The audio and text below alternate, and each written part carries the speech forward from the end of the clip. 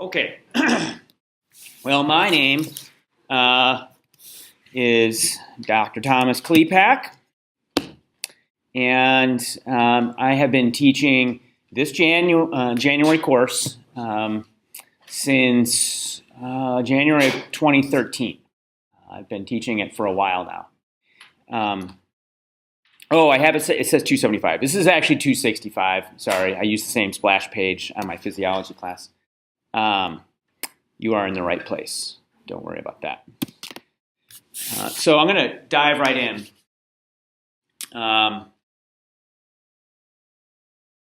In fact, before I do that, let's go back. Just a momentary introduction. Show of hands, how many of you want to be some sort of medical professional? Maybe. Okay, so that's typically the case in these classes. Pretty much everybody. And I'll say this. It is a difficult road ahead of you. It is a difficult road ahead of you. And difficult for many reasons. I am here to try to help you on that road as best as I can. I'm trying to clear the weeds in a certain way for you so that you will be able to have a better sense of your own direction, a better sense of yourself, and be ultimately prepared is what I'm hoping. My broader teaching philosophy is that if I'm teaching leaders, supposed leaders, I don't want to be responsible for teaching anybody I don't want to follow. I'm not talking about your politics. I'm talking about the way you're organizing your mind, the way you're organizing your life. That's what's important to me, and that's what I hope to make important to you. Being a medical professional of some sort isn't just about memorizing copious amounts of information. It's not just about cultivating a sense of compassion and empathy for your fellow human beings. It's above all about caring for yourself as well. How can you be a health professional and not take care of your own mental, emotional, and physical health? Right? And this is one of the sad conundrums of the healthcare profession right now. So many healthcare professionals find themselves in life situations where they are not able to create a life for themselves that is not maximally stressful. The quality of life for a lot of healthcare professionals, I would argue, is kind of low. Not because they don't have big bank accounts or prestige or outward metrics of success. I'm talking about being able to live a life that is rewarding, fulfilling, meaningful, where you are able to connect with your own humanness. All right? So that may be a bit of a different introduction to an anatomy and physiology class than you may have expected. But this is the place where you're going to get it right now. Who's taken anatomy and physiology in high school? I know a few of you have. Okay, right. You're going to take a lot more down the road. If you get into medical school, if that's your course, you're going to medical school, they are going to make you take anatomy and physiology because they want to be able to control what gets into your brain in their context. All right. So this will just be an introduction to that material for you, for sure. And say you're going to nursing school or something like that, and PA or NP or RN or any other ancillary part of the healthcare industry. Chances are you're going to have to take more A&P besides this class as well, because this class is only 3 credits. A lot of those programs require a 4-credit class. Sadly, that's the reality of this January. So I would like you to think about this semester differently than just soaking up a huge amount of material. I want you to think about how you can change yourself, how you can reevaluate how you are as a student, and as a more holistic person in terms of healthcare. Like, you are your first patient. You have always got to be your first patient. And I believe this so deeply. It is the core of my teaching mission. It is the very core of my teaching mission. I bring it to every class. So the way this class is structured is very intentional. I'm very intentional about putting it together this way. I make the class very rigorous. There's a huge amount of material we're going to cover. It is only a 3-credit class, but I'm hardly skimping on any material that you would find in a full A&P class during the full semester. We're going to cover a lot of stuff. We're going to have projects, tests. The lab is going to be a huge amount of material. I don't really expect, I'm not putting it together like that because I expect you to kill yourself trying to get to that point, to just break neck, to master all of that material. The material is merely a vehicle for you to explore different ways of studying, different ways of managing your time, different ways of organizing your mind, all right, and emotions, and taking a deep look at how to construct a day that is sustainable. Am I getting this in to you guys? That's the purpose of this class in my mind. The A&P is there. We're going to cover it in depth. And it often may seem like that is the point because it's all I'll be talking about often. But underlying that is this desire for you to rethink how you organize your time, to reevaluate your priorities. We'll continue to talk about this, but let's move forward. So I don't really like lots of textbooks for students. You guys, there are many students who can't splash out tons of money for big books, and I don't really see the need of it. I provide all the textbooks that you need digitally as PDFs on the course Moodle. And we'll take a look at the Moodle in a moment. The Moodle is sort of the hub of the class. And so any of these textbooks, if you like them, you can obviously go and get yourself copies on Amazon or whatever secondhand, because all my editions are a little bit out of date, although the human body hasn't changed radically in 5 years. They also have new editions of all these books if you want the latest. But I didn't order them to the bookstore. Anyways, these are the texts for the lecture portion. And most of the material is out of here. I definitely put my own course together, and so not everything is exactly as it is in here, but that's a pretty good supplement to what I'm talking. This is very shorthand, and some of the concepts I draw out of this. For the visual people, Frank Netter is a hero of anatomical illustration from the last century. He's dead and gone now, but that's a beautiful textbook of pictures. And then in the lab, when I was in medical school, this was the dissector that I used in the cadaver lab. Again, Netter, beautiful, beautiful textbook. This is a little bit more encyclopedic, also exquisite book. So you have these PDFs. If you want to keep them, you can take them with you.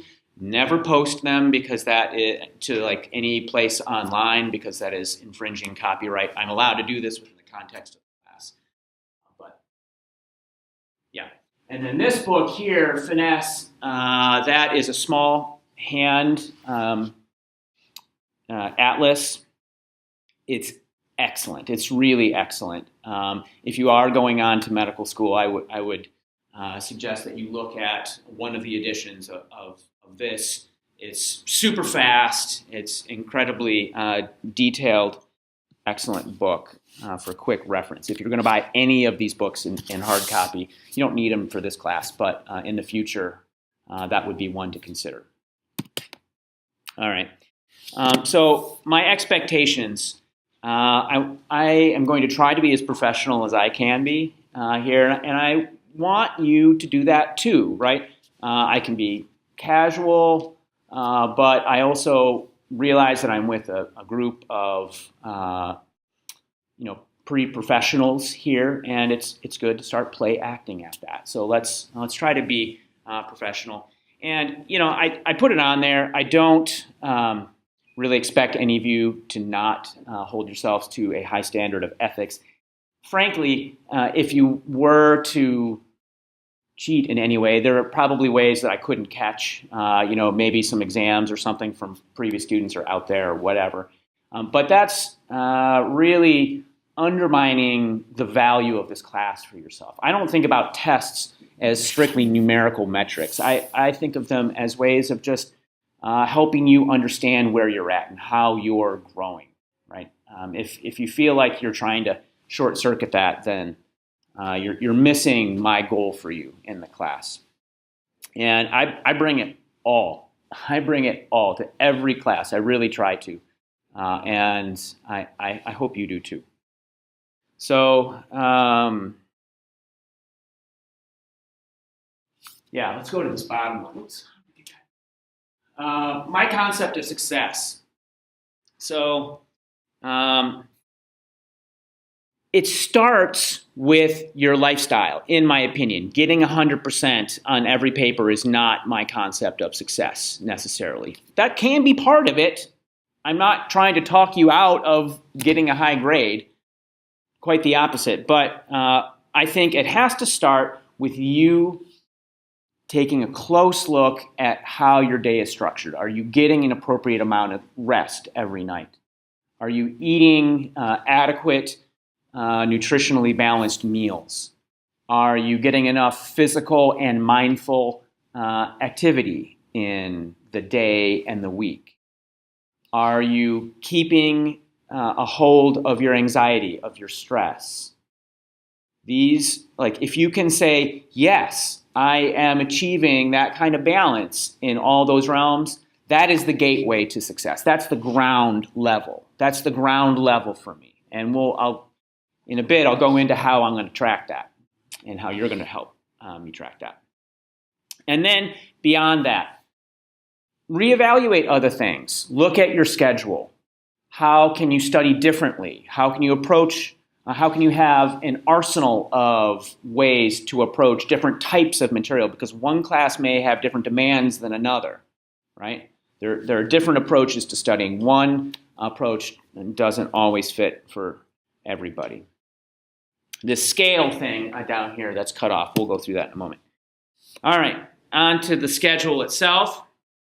So all of this has anybody looked at this yet, at the Moodle? The syllabus? So here it is. For this week, we're going to start each session with lecture, followed by a lab. And the way I have it set up is that we go to lab and cover the anatomy before I lecture about the physiology of that. So you know the anatomy, and then I can talk about it and how it works in the next lecture. And because I have this intro lecture today, that kind of enables me to have lecture first this week, but then it flips for the next 2 weeks, and we start with lab in the morning, and we'll go up to ARI 307 for that. You'll notice on here a couple things.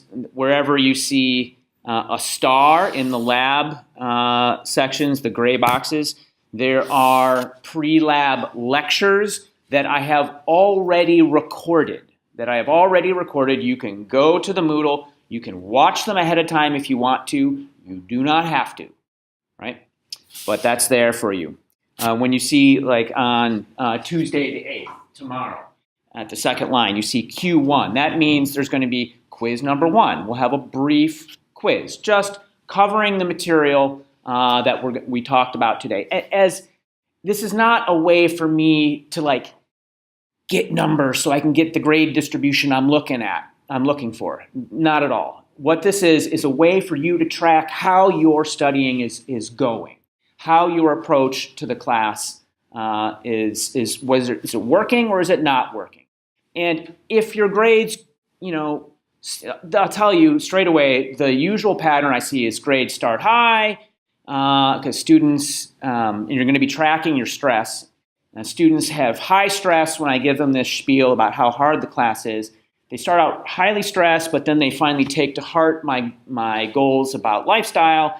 Stress goes down, grades go down, stress stays down, but then grades go up as students really begin to listen to me as to how to approach studying for the class. I mean, that's what I always see. Maybe this will be different, I don't know. But these quizzes help us look at that and see what's working and not working for you. There's this thing called GR topic, the Grand Rounds topic. We'll talk about that in a minute. First lab test is on Thursday in the afternoon. What else? So here in the last week, there is going to be, we're going to do some fun stuff. I'm trying to, there's going to be these oral presentations that you do, and I'm trying to arrange it so that we're going to go down to Maine General in Augusta and present to the medical faculty there and to the third-year medical students. They'll take you on a tour of the facility. You'll give your talks. They're super supportive. You wouldn't believe how kind they are. They are really sweet. It's always a good time and makes you feel great. And then the next day, you're going to come back here on campus. And so this Maine General will actually be sort of like the final draft practice. We'll have practice talks during the day, then you'll give it at Maine General Augusta, assuming I can work that out. Kelly hasn't gotten back to me at Maine General. But and then we'll give it here in this room on the last, on the second to the last day. Last day is the final. All right. The only non-lecture day is MLK Day. We're going to rest and digest all of the things that our mind needs to process on that day. Okay, so here is how I'm grading the class. The lab is roughly a third of the percentage points. The quizzes, and like all these percentages can be adjusted as I deem necessary, but this is basically it. There'll be a couple lab activities, this BMI map thing and the art and anatomy, basically just points that I'm padding out the thing with. It's all pretty easy. The biggest line item is this Grand Rounds oral presentation. That's a quarter of your grade. I hope you do take that quite seriously. I take it as a point of pride that my students always do really well on that. And that is broken down here, each of the different parts of that. We'll be going through them in more detail in a little bit. And then there's this lifestyle log. I'll talk about that in a minute. And then an end of semester blog post. So 5% here, just do them. The percentage that you get is based purely on whether you did it or not. And then we'll have a final exam in class, which will be mostly like short answer and essay. And quizzes are all multiple choice. So that's the grading. Here's the summary of the Grand Rounds dates. So by Thursday, I want a specific topic for approval submitted to me. There's a portal in the Moodle for that. And you're going to pick out a group of two of your peers to work with.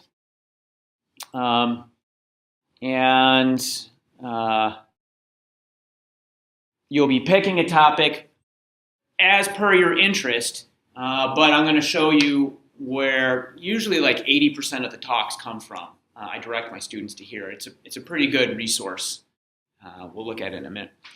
And then on the 21st, you should be essentially done. It should be packaged. You should have it put together.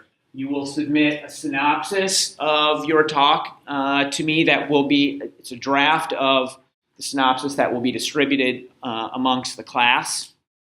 And then on the 29th, we'll have a practice session. Hopefully that evening we'll go to Maine General. On the 30th, you'll give me the final draft of your written synopsis. And you will have one question that covers the material of your talk that I will pick a few of them from the groups and include some of them on the final. All right, and so I will then distribute all of those synopses to the class so they can see the synopsis. The question is obviously not in that, but all the information that they would need to reason out the question will be in that. All right. And I like them to be critical thinking, not just regurgitation of some fact or whatever, those kind of questions. The regurgitation of facts ones don't usually make it. And then we have the talks, and then there will be some grand rounds questions actually on the final. All right, you guys following me? Okay, so let's actually look at the New England Journal of Medicine database. Where is it? Here we go. So here's New England Journal of Medicine. You just log in through the library portal. There is a link that pre-sorts the New England Journal of Medicine database to pull up just these things. So there are these case records of the Massachusetts General Hospital. You know, I don't know, New England Journal of Medicine's been going for 200 years or whatever, forever and ever. And it's essentially the journal that reports from Massachusetts General Hospital, which is the teaching hospital for Harvard Medical School, right? And they publish about 40 cases a year. That these are cases that were presented by some physicians to the medical community there at Mass General, and they write up these cases. They're all really interesting, and the way they're designed is, let's just pick one out. 47-year-old woman, recurrent sinusitis, cough, and bronchostasis. Let's see here, diplopia and proptosis of the left eye. Let's see what that's all about. 18-year-old guy has got he's got double vision and some other problems with his vision here. Let's see. And when you read these, they don't tell you what the problem is right away. They tell you the symptoms. You go through, and the whole point of this is that they are trying to teach the other physicians how to look at the signs, how to recognize what, form a differential diagnosis based upon the symptoms that are being presented, and then strike diagnoses from that list until they hone in on the actual diagnosis and then how you treat or manage that case, right? So you go down here and whatever. Here's the guy's double vision. He's got all kinds of problems. Who knows what the problem is? But eventually you get to the bottom and they'll tell us glucocorticoid refractory primary orbital inflammation. And why is it? He's got some IgG4 related disease that cannot be, sarcoidosis. Oh, he's got sarcoidosis. So some kind of inflammatory problem that steroids aren't taking care of and his eyes are puffing out. The thing that's nice about these case studies is they have PowerPoints right in there. So you have all of the images and tables embedded in a PowerPoint already that you can download from the site and use that as a starting point for your talk. That's why a lot of students have used them in the past. You can do anything else. You can talk about whatever your mind is interested in related to the health field. There's a much longer discussion of those other possibilities in the syllabus if you want to look at that. Questions there? All right.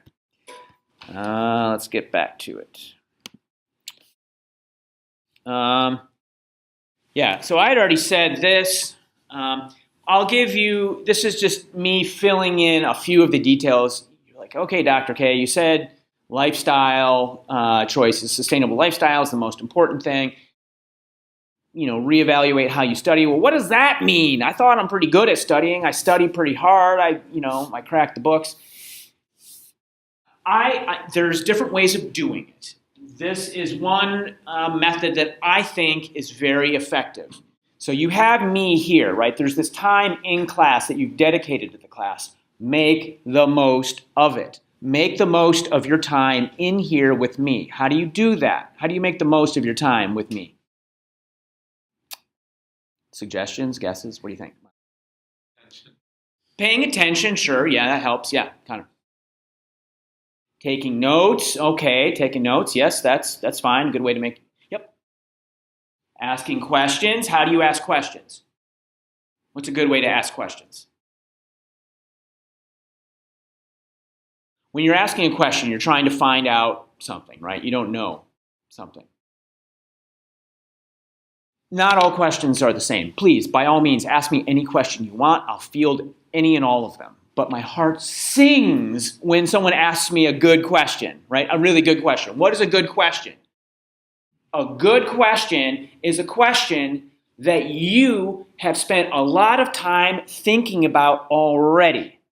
You've spent time trying to figure it out, and you have done that process, that neural integration yourself of trying to understand some material, right? Where you don't just say, like, what does that mean? Because you're seeing something for the first time. My point is, come to class prepared. Come to class prepared. Not just this class, every class for the rest of your life, every meeting, every day of work, come prepared. You will be so much further ahead of where you could be otherwise if you come prepared.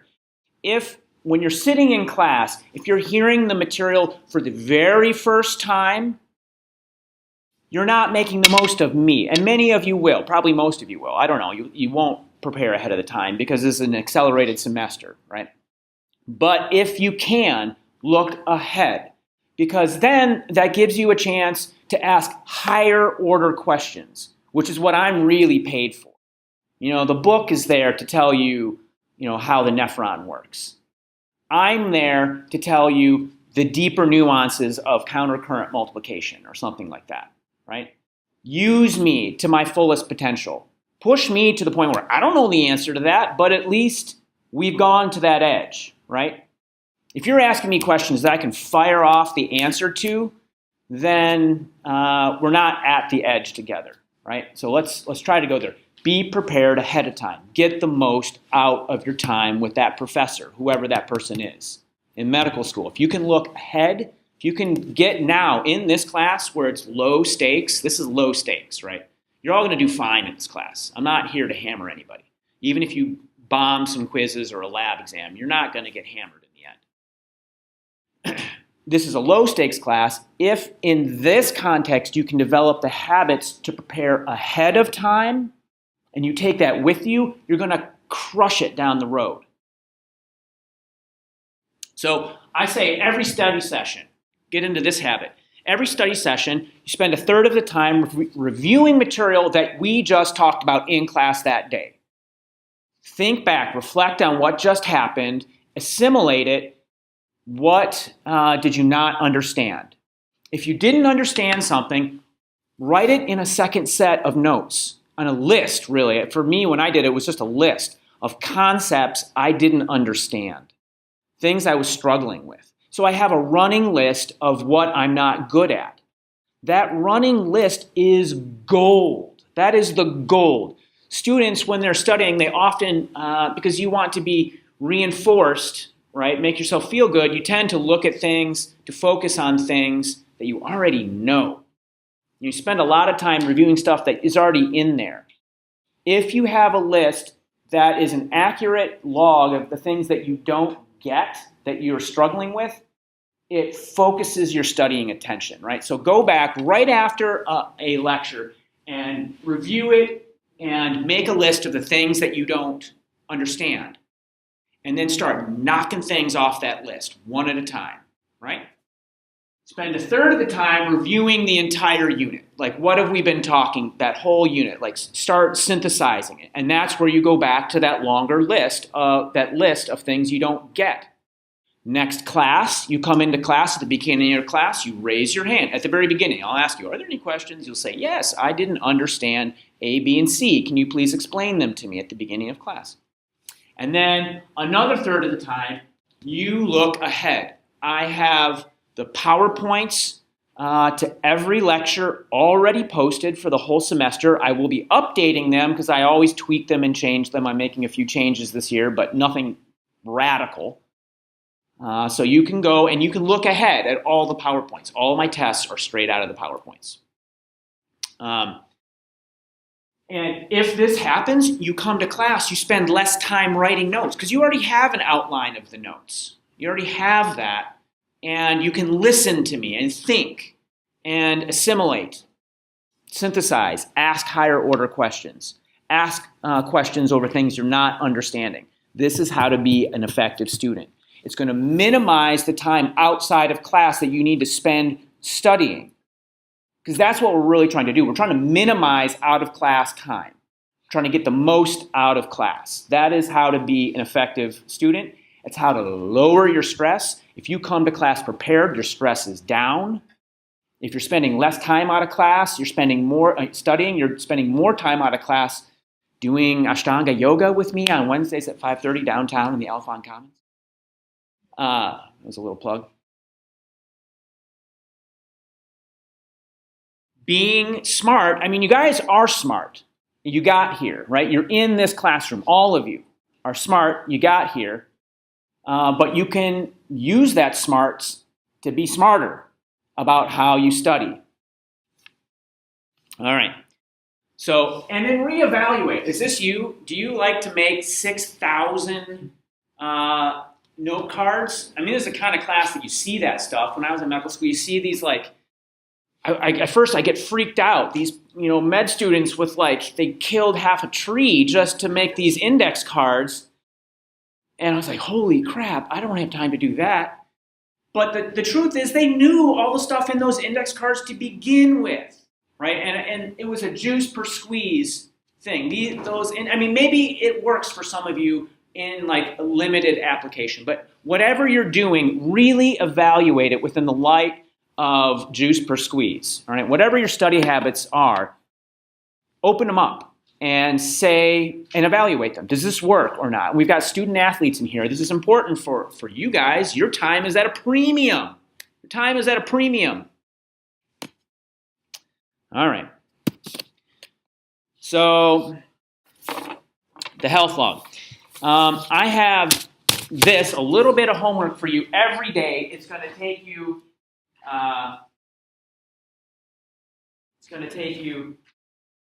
2 minutes at most every day. You are going to fill out, I don't know if I gave you.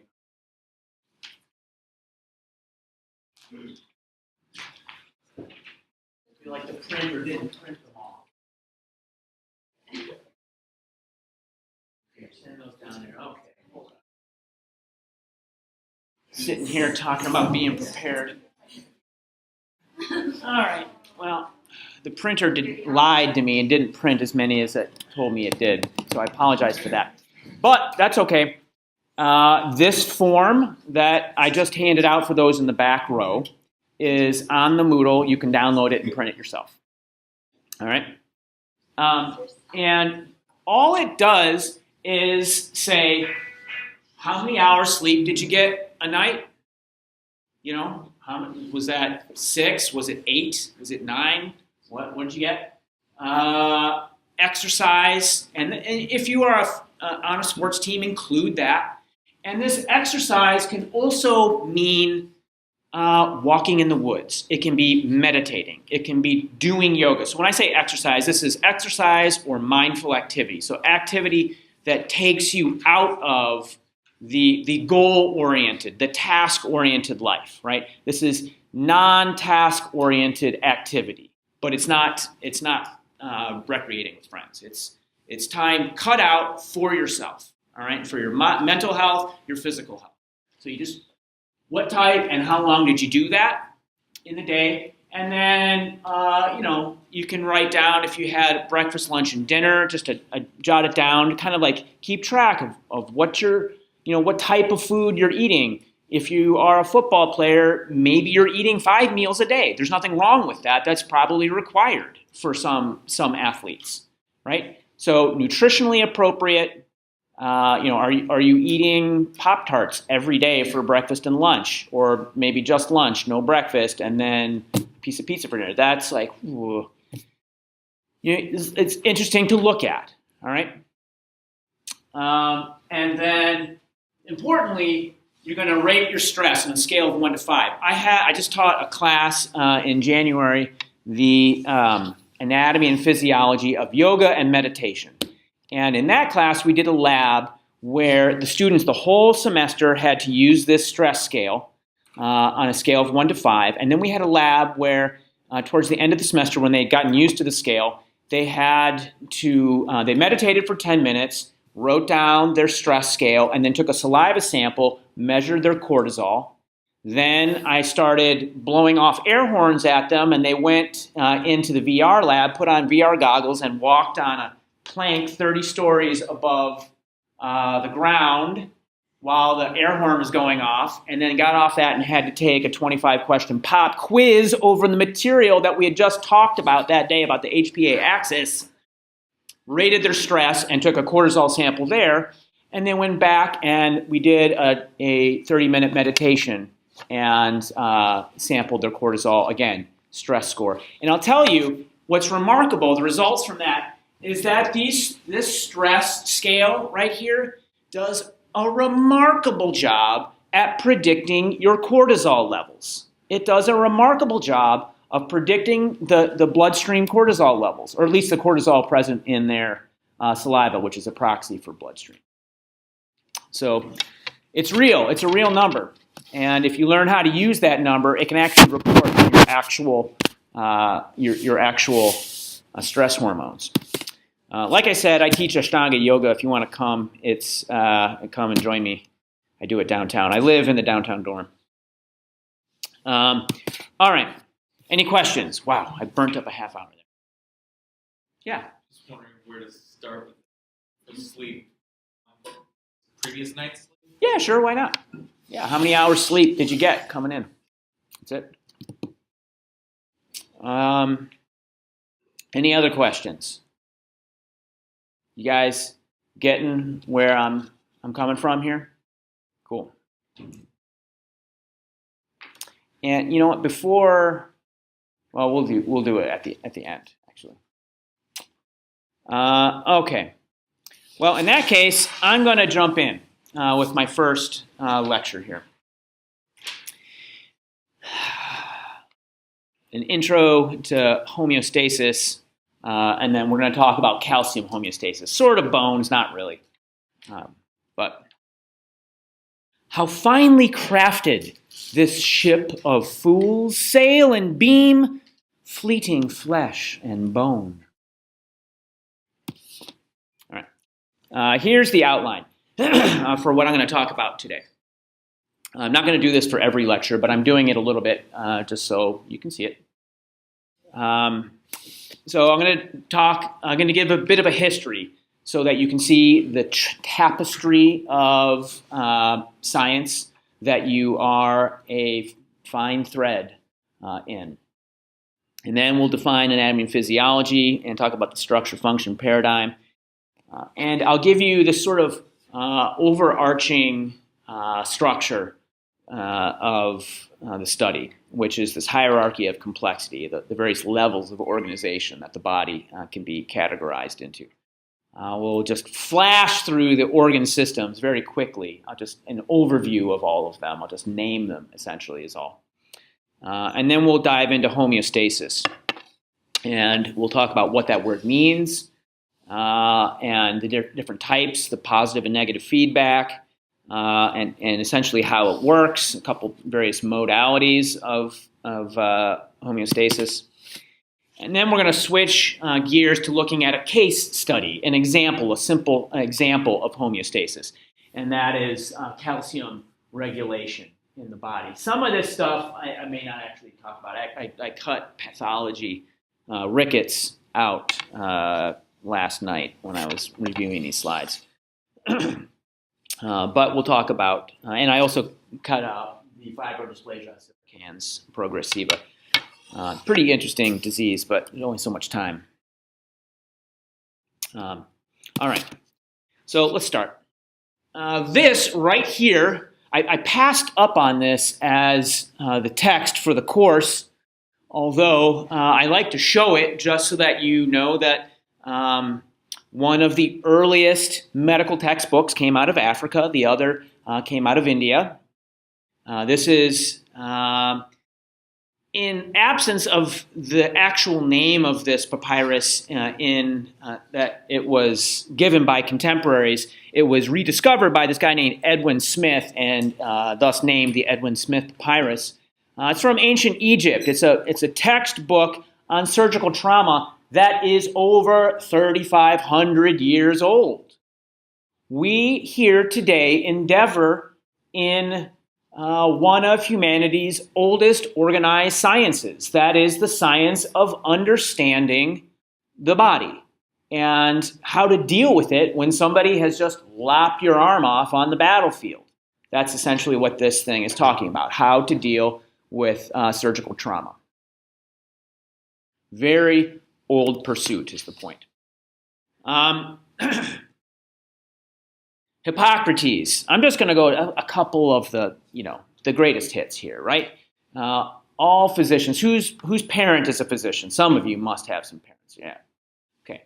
And they had to take the Hippocratic Oath, right? All physicians have to take the Hippocratic Oath, which was initially established by this guy here. And he's considered to be sort of the father of what we consider to be the modern physician, even though this isn't ancient times. So what was important about Hippocrates is he asked people to seek the natural causes of disease rather than attribute them to the capricious acts of an angry god or other, right? So prior to Hippocrates, you fell stricken. They thought it was because you had done something to piss off Zeus or whatever.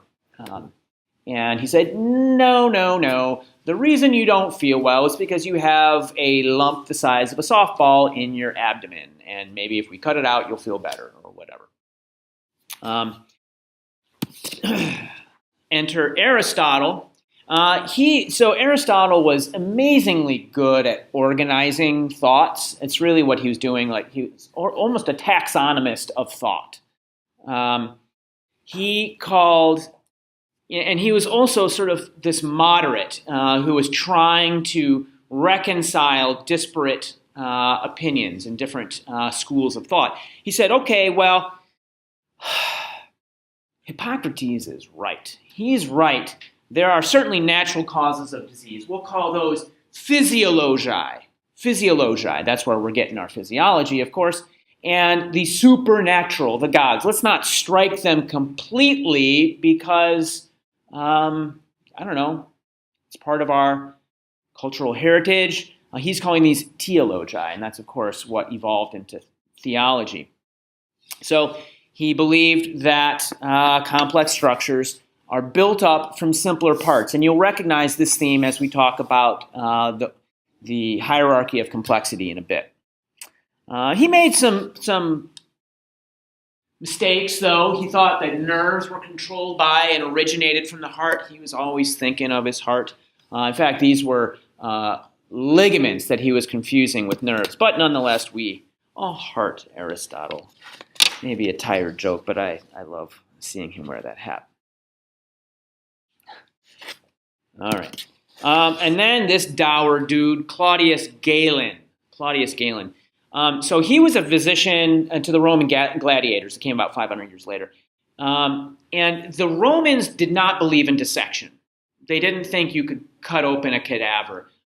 But this guy was in the fortunate position of being there when all these guys got wheeled in from the Colosseum, just like gored by a lion or sliced open by someone's sword or something like that.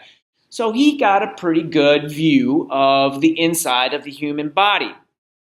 And he supplemented it with animal dissection, right? Which was not, obviously, they ate animals, so that was fine.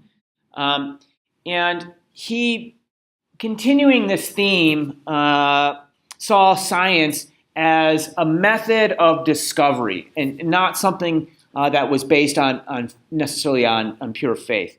That science is this ever-growing realm of understanding.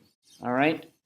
I was just listening to this story about this cell, this group of molecular biologists or cell physiologists, I guess, that are trying to identify, they're genotyping all these cells in the human body, and they're discovering cell types that they were not aware existed before.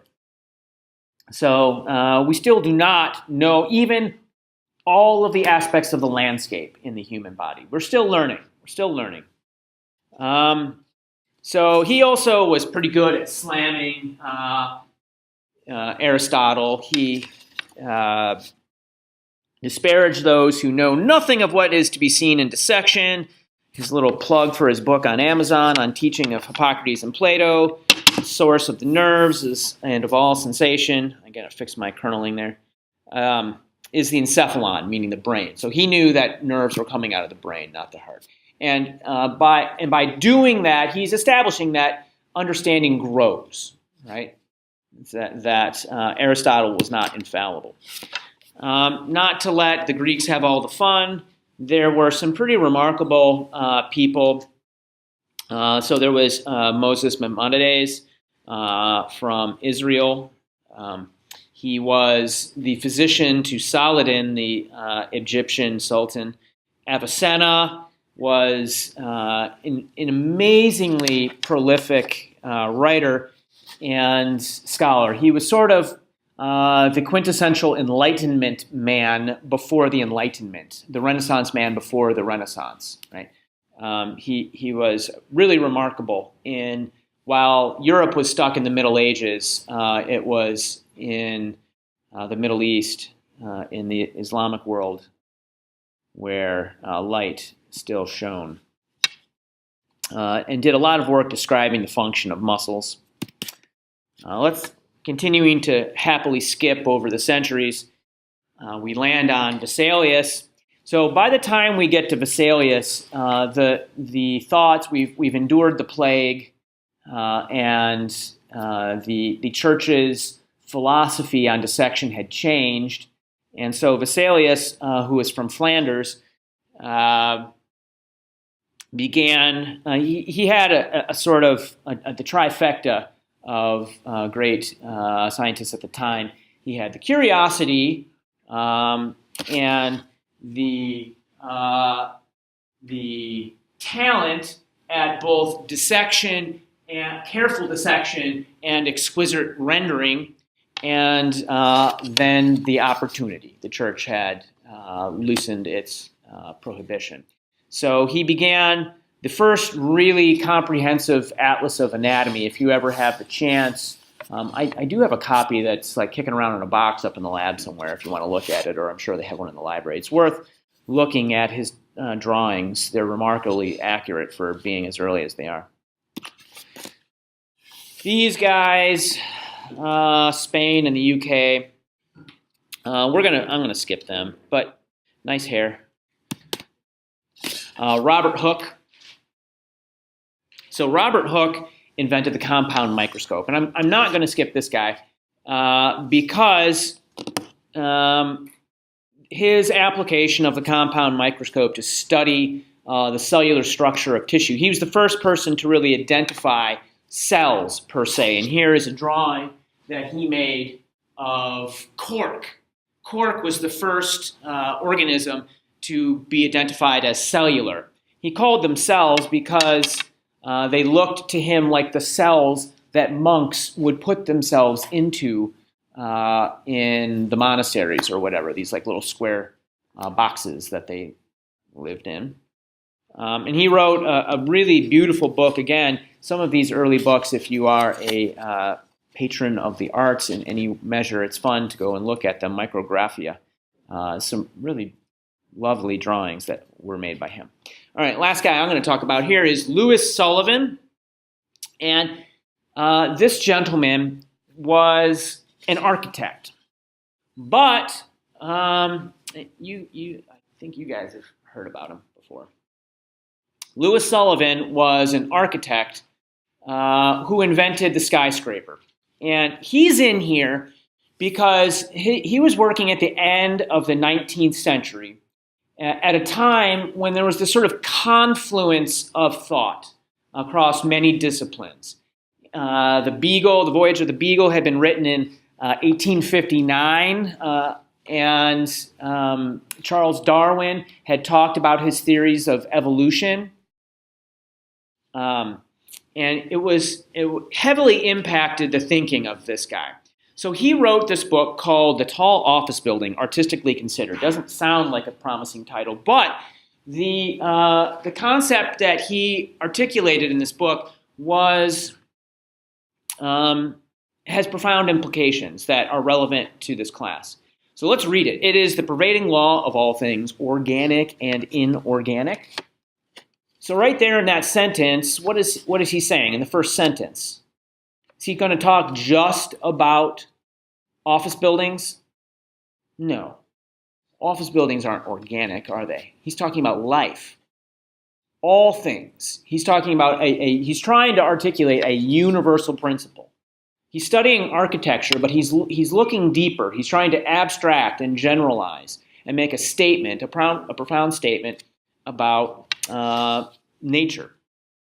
Of all things physical, and he's really reaching metaphysical, of all things human and all things superhuman. He really does, he wants the largest possible statement here. Of all true manifestations of the head, the heart, the soul. That, here we go, the life is recognizable in its expression, meaning that the form ever follows function. This is the law. Form follows function. So this was the first time that the structure-function paradigm was ever articulated. All right? That the structure of something is in service to the function that it must complete, right? So what is something to do is going to dictate what form it is to take. And in fact, that is exactly what anatomy and physiology is. It's nothing but the study of form and function. Form being the anatomy, function being the physiology. So anatomy describes the structures or the form of the body, what it's made of, where you find it, and importantly, what are the spatial relationships. So I'm not going to worry so much about that with you guys here, but for the few of you that end up in a cadaver lab someday at a medical school, it's all about spatial relationships. You identify one thing that you know for certain, and then you have to learn the things that are around it. How are things placed relative to that anchor? It's spatial relationships. Is the foramen spinosum medial or lateral to the foramen lacerum? That kind of thing, right? So it's spatial relationships. And it's not just the gross anatomy, meaning things that you can see with the naked eye, not disgusting, and versus microscopic anatomy. Those are anatomy functions on both levels. Then physiology is how these anatomical structures function. What are they doing? There are individual and cooperative functions. Things work together within an organ system. This involves chemistry, biochemistry, genetics, biology, cell physiology, etc. All right. Any questions there before I breeze on, you guys? Don't be shy. Is anyone intimidated by me? Don't be. I don't bite. I really am not a mean guy. I'm very nice. You can ask me any question, anytime. All right, here is the hierarchy of complexity. So the organism, the baby who has, the world in its hand there, is made up of organ systems. We're going to look at each of those in a bit. An organ system is a group of associated organs which are made up of a variety of tissues. Various types of tissue are going to make up an organ. They can be different types of connective tissue or epithelia, muscle tissue, nerve tissue. Tissue itself is made up of cells. Cells have organelles in them. I assume that all of you have had general biology, right? Or else you wouldn't be able to get in here. And then macromolecules being DNA, proteins, lipids, and carbohydrates. And then individual small molecules, right? Glucose, whatever, calcium, niacin, small molecules. And then finally, of course, atoms. So there are these different levels of complexity that make up an organism. This slide, I don't know if this is that important, but it's just showing you the different ways we can probe each of these size scales. All right, so we can see without a microscope, those of you with good eyes can see about the size of a human oocyte. That's pretty cool. I really particularly like that, the idea that the smallest possible thing you can see is the very beginning of a human being, an oocyte, about 100 micrometers. And then smaller than that, you need light microscopes, electron microscopes. You can get down quite small. There's actually another method, another type of electron microscopy that the guy won the Nobel Prize for last year that can get you down here even further. Very, very small. So here are the levels of organization again, but in this way I'm spreading out the organ systems. These are the organ systems. The bulk of the semester we're going to spend just looking at all of these, looking at all of those survey. It's going to be a survey. We're not going to get into the deep, deep depths, but I'm going to fill each day with as much as I can. Let's look at them one by one. So the integument, it's your skin. Skin, hair, sweat glands, and nails. So not just the skin, but the accessory organs. What does it do? Well, it protects you from the outside world, various environmental hazards. It's going to help you regulate your body temperature, and it's going to collect sensory information. Right. The skin is often under-considered, but it is perhaps one of the most important organs in your body.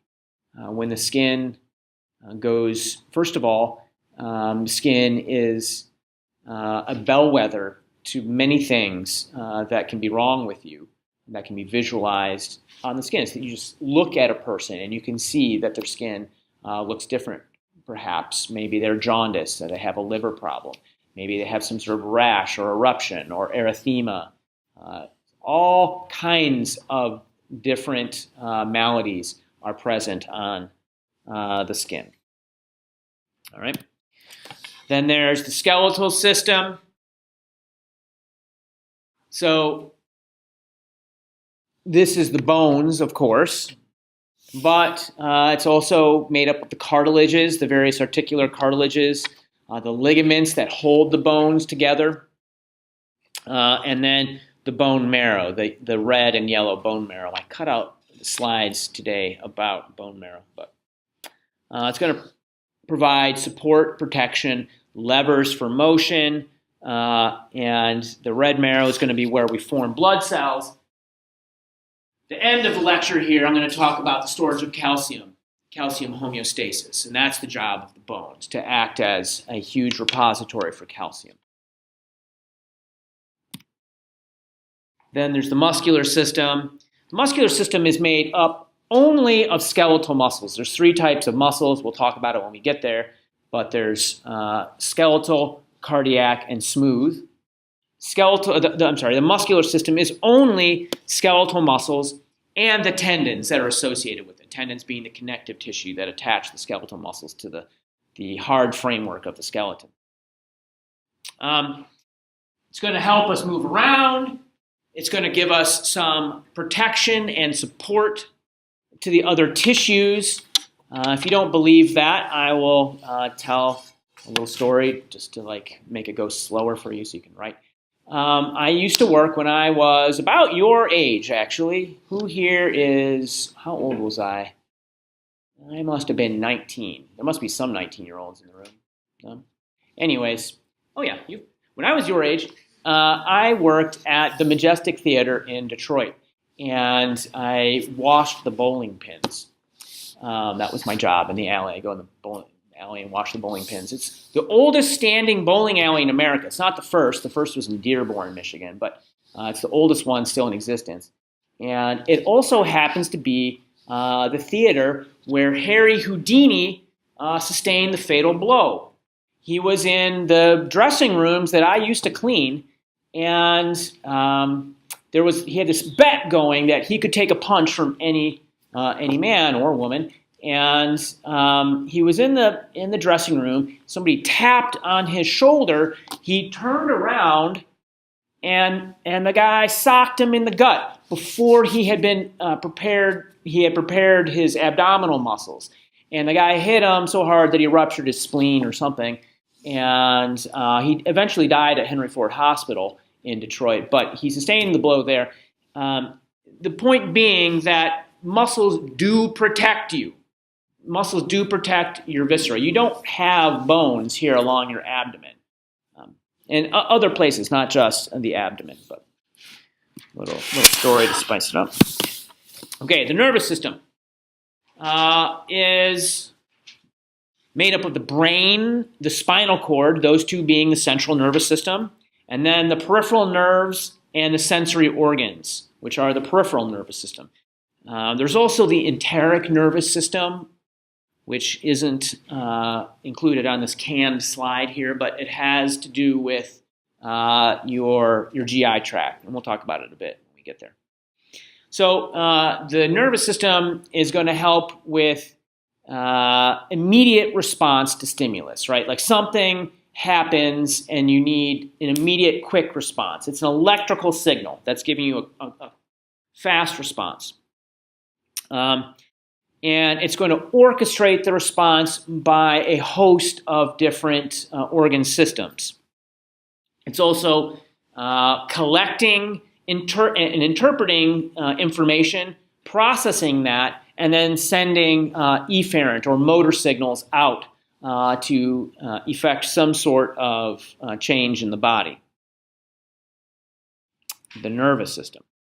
In some ways, you can kind of think of the entire body, and I describe it this way often, as simply a life support suit for this weird worm that is your nervous system. I mean, that's kind of who, when we say us, when we think of ourselves, that's what's thinking that, right?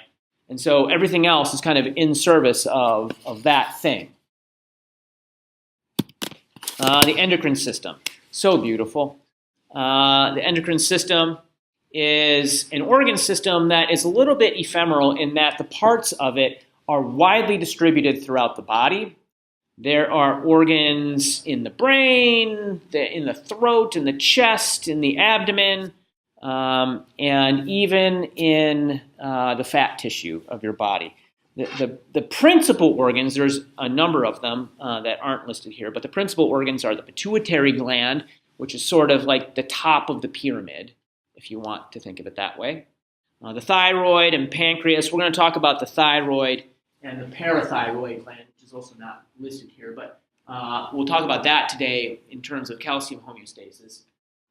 Pancreas, suprarenal glands, the gonads, and all kinds of other endocrine tissues in the various other systems. So the purpose of the endocrine system is in some ways parallel to the nervous system.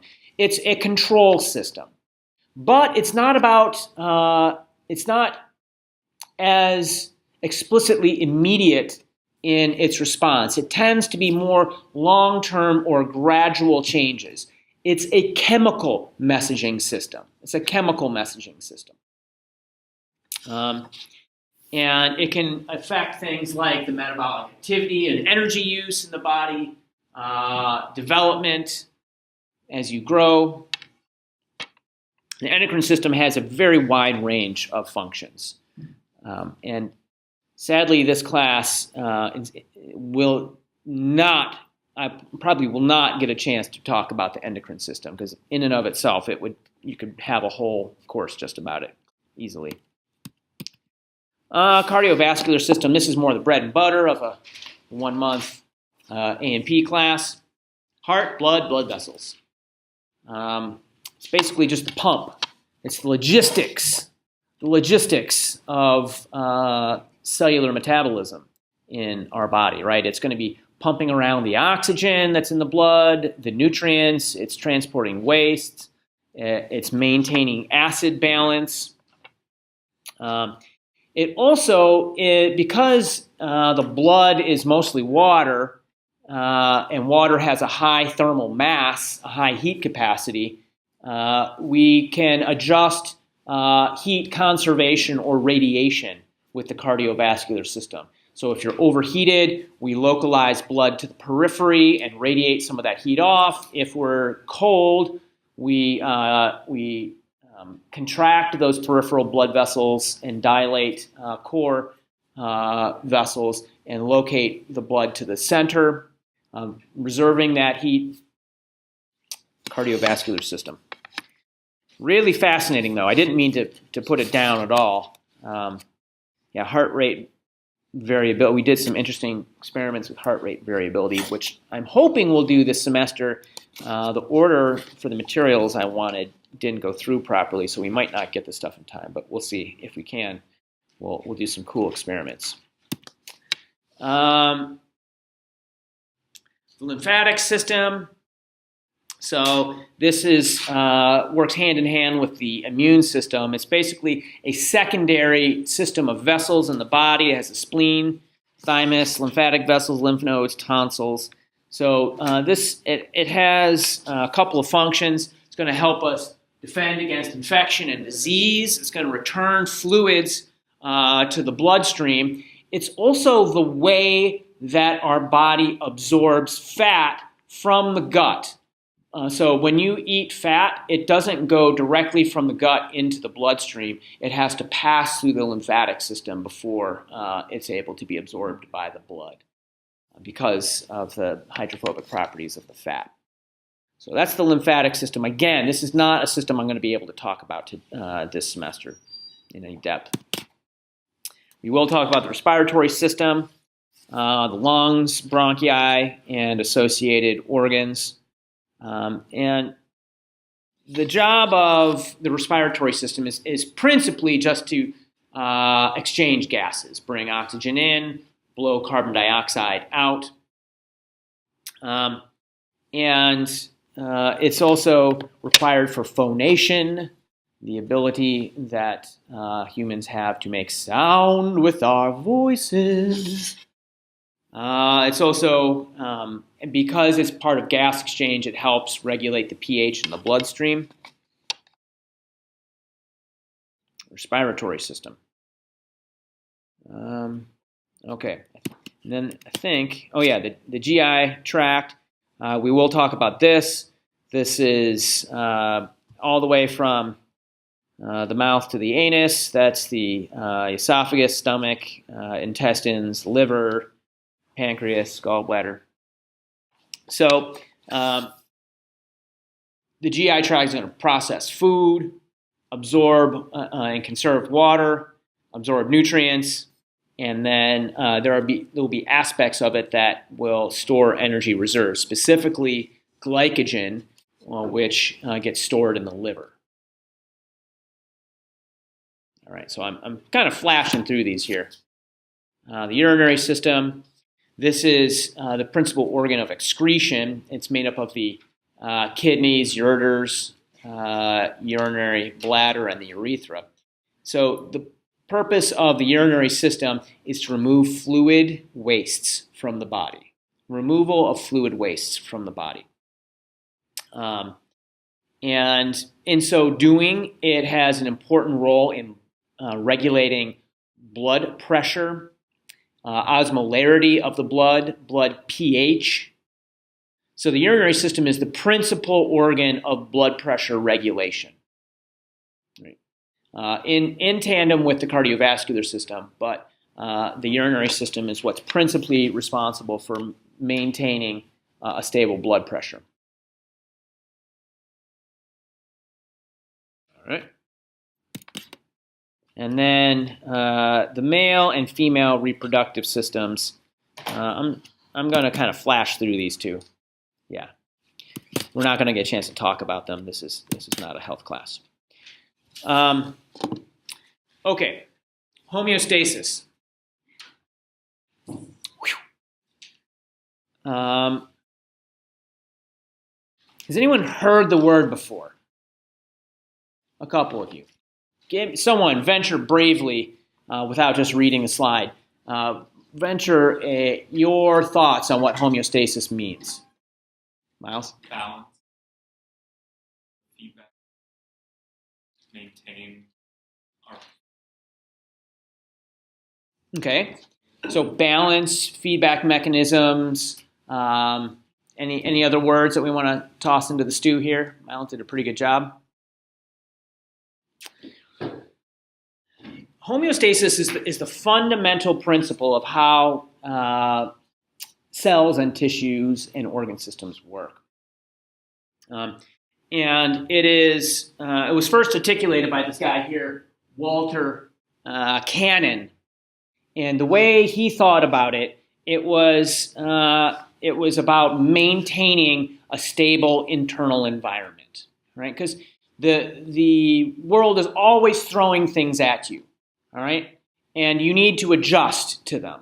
So you do have to, as Miles suggested, maintain some kind of a balance, and it requires the concerted efforts of various organ systems, depending upon what it is specifically that we're trying to balance. So the body itself is in this dynamic equilibrium within a limited range around a set point. That's the way this guy was thinking about it. And the process that he described was negative feedback. Negative feedback is a method whereby the body keeps itself near a set point in a certain variable.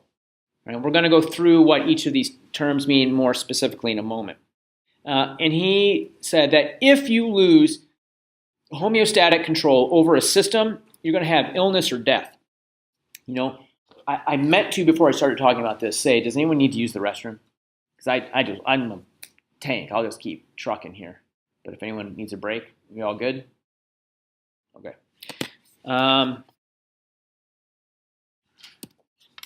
Here it is, broken down for you. So there's some kind of regulated variable. Who knows what it could be? I'm going to talk about one in a minute, which is body temperature, like kind of one of the simplest ones to think about, right? There's some sort of regulated variable that's being monitored by a sensor, some kind of sensor, some sensory neuron, perhaps. This sensor is going to relay information about that variable to some integration center, maybe in the brain or maybe some other endocrine tissue, or who knows. That integration center is going to compare the information about the regulated variable to a set point, okay? And then depending upon that, it's going to have some kind of output, all right? And that output is going to go to an effector, which is going to have some way of either positively or negatively impacting that regulated variable.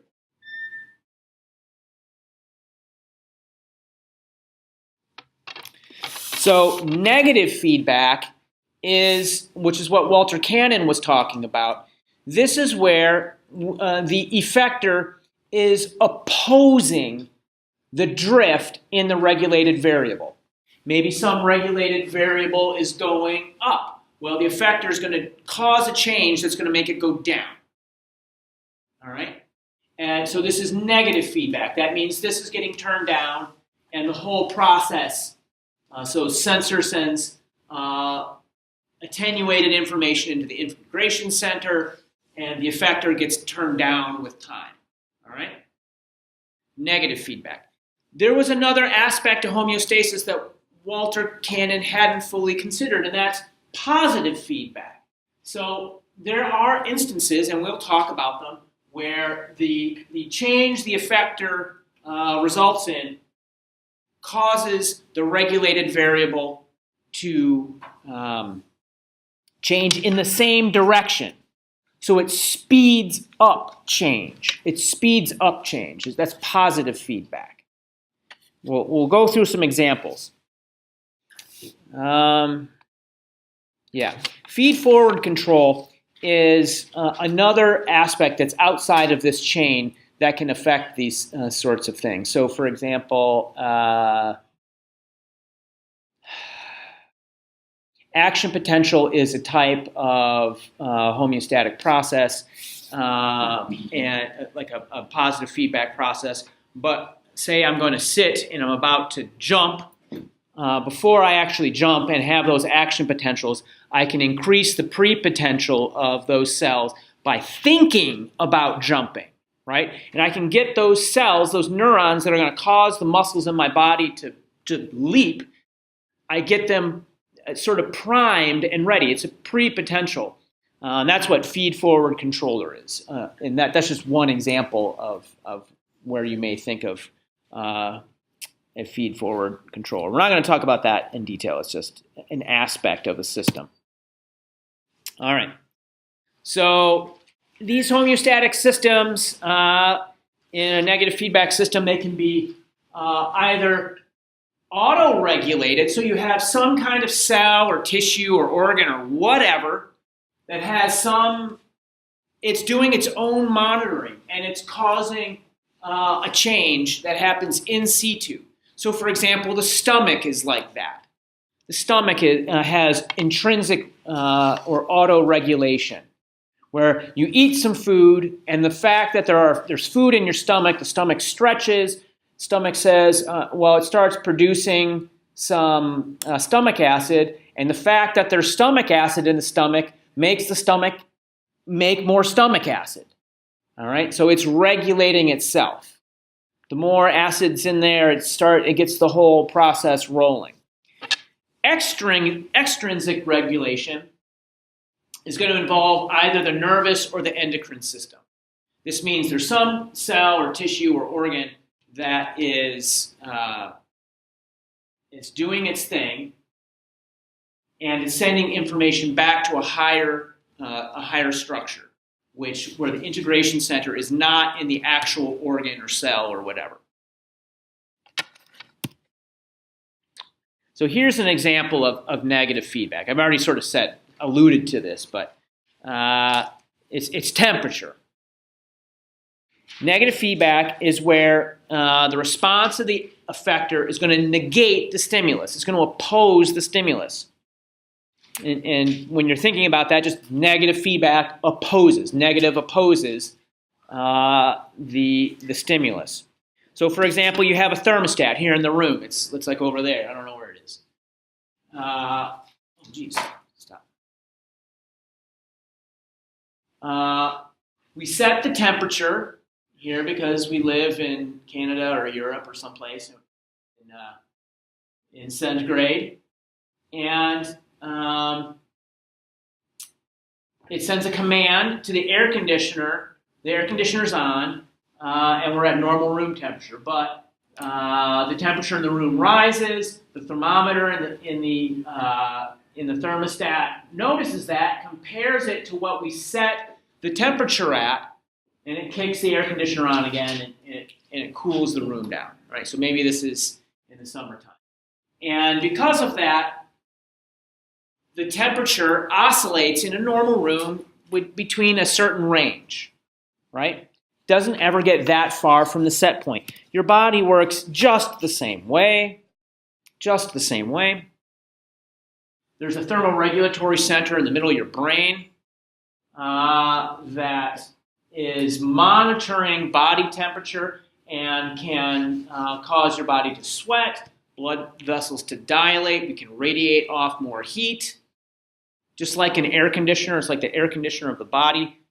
So when our temperature gets too high, we start to sweat and radiate heat. Or if we get too cold, too far away from the body temperature set point, we start to shiver.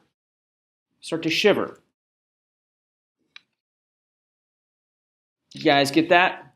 Everyone? It's not too sophisticated yet. All right, so here's one. Postural change with blood pressure. So you get out of the bed in the morning. Has anyone jumped out of bed too fast in the morning, like maybe today you were so eager to get here that you jumped out of bed and woo, you go a little gray and kind of have to lean against the wall for a second, right? You jump out of bed, you're laying down, there's all this blood that's pooled to your head as you sleep at night, right? You're like this, blood is pooled up here. You stand up quickly, blood drains from your head. You have a transient loss of blood pressure in the brain, right? Your blood pressure drops in the brain, and that's what makes you go gray and pass out, right? But these baroreceptors, these blood pressure receptors in the carotid bulb and the aortic arch, they notice that, and they say, uh-oh, and they get the heart, they kind of wake that heart up, smack it around a little bit and get it pumping, and raises the blood pressure up, right? And that's when it like comes back to you. You're all good. Problem happens when, does anyone have a grandmother or a grandfather who's like woken up in the morning and fallen down and broken their hip or something like that? Anything like that? Yeah. The problem is when you get older, the system doesn't work as well, and often these people have atherosclerosis, or hardening of the arteries from a lifetime of buttery fun, and these baroreceptors are not as responsive to changes in blood pressure, so they sit there and they don't like come back as quickly as healthy young people like yourselves do. So it's a real problem. A lot of older folks hurt themselves first thing in the morning, getting out of bed. They're like woozy. Okay, so that's all negative feedback. Let's do a little bit more sophisticated ones, positive feedback. These are the self-amplifying cycles, right? And let's use, there are instances in life when the body's going through some hopefully totally normal process, but it needs to speed up the response. It needs to amplify the response to it. All right. So, for example, we cut ourselves, and the blood clotting cascade is without a doubt one of the most complicated systems in the body. It's like chemically a very complicated thing, and I am like wildly simplifying it here, but it doesn't. We don't need to know all the details. We have a break in the blood vessel that releases chemicals from the damaged cells, and it starts this clotting cascade, which results in these chemical factors being released, and which accelerate the clotting. And as more clotting happens, more of these chemical accelerants get produced. It just speeds up this process, right? We don't want to bleed out, right? Because if you're bleeding out, then you're going to have that same feeling as Grandma and Grandpa when they wake up in the morning. You're going to go gray and pass out, right? So these additional chemicals accelerate this clotting until the clot has been formed and there's no more damage, all right? And so these damaged cells that are not releasing chemicals anymore. It's been stopped. We put our finger in the dike, and then the bleeding, the clotting stops at that point. So here's some examples. Contraction during childbirth, right? I have a diagram in the next slide. We'll go through that one. Protein digestion. So when you're eating proteins, the fact that there are proteins being digested speeds up the production of proteins that eat other proteins. It's a crazy dog-eat-dog world in your stomach. Fever.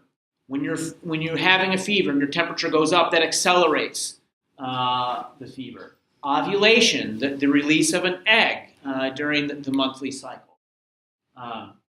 Lactation, milk letdown in a mother that's breastfeeding. Not to leave the men out, ejaculation is a positive feedback system. Generation of nerve signals, action potential. That's one. So let's look at another and see how this works. The baby has moved into the birth canal. Its head is pressing on the cervix here. There are nerves in that cervix that say, "Oh, it is time." And it sends a signal up to the brain. The mother's brain says, "Holy smokes," and produces, thankfully, this stuff called oxytocin. Oxytocin gets released through the pituitary gland, and that oxytocin is the good stuff, right? It's that good stuff that makes sensation of pain less. It's so that, which is, a fairly, I've been in the presence of two births myself, but never had to go through it myself. It seems like a pretty intense experience. You're fitting this giant thing through a pretty small opening there. And so the oxytocin helps the woman deal with that, but it also causes the contraction of the uterine muscle. I'll take a moment in praise of the uterus, really a phenomenal organ. It contracts and pushes that baby's head against the cervix harder. And as that intensity of signal goes up, it causes the brain to release more oxytocin. It's this stronger and stronger cycle until eventually the beautiful human miracle happens and that child comes out into your loving arms. It's all downhill from there. No, it's beautiful.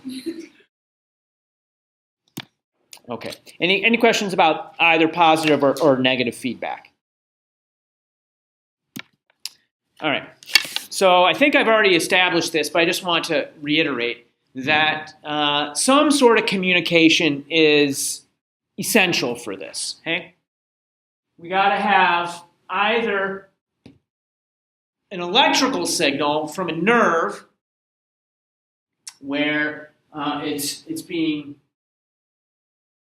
transmitted to some sort of target cell, or there's going to be an endocrine system signal that's chemical, where you have this endocrine tissue, wherever it is, it's releasing chemicals, that tissue's producing chemicals, releasing it into the bloodstream. It's going through the bloodstream and hitting some target cells, maybe widely distributed, maybe very focused. Doesn't matter. It depends on how many cells, on what that neurotransmitter is, or what that hormone is, and what target cells have the receptor for that hormone. Okay. Some endocrine is very targeted. Some is very widely effective on the body.